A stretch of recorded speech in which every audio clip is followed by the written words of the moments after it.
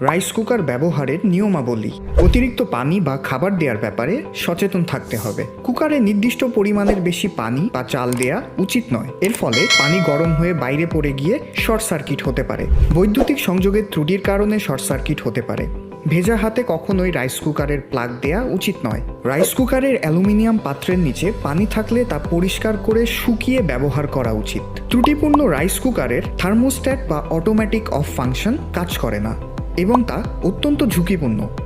Rice কুকারের ঢাকনা ঠিক মতো না লাগালে রাইস কুকারের ভেতরে চাপ তৈরি হয় এবং কুকারের ভেতরের গরম ভাব বের হতে পারে না। এতে করে দুর্ঘটনা ঘটার সম্ভাবনা থাকে।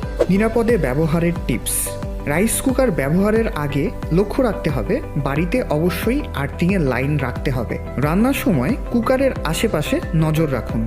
ব্যবহারের পর প্লাগ খুলে রাখুন। ক্ষতিগ্রস্ত কেবল বা যন্ত্রাংশ মেরামত করুন। Ghazi Home Appliance।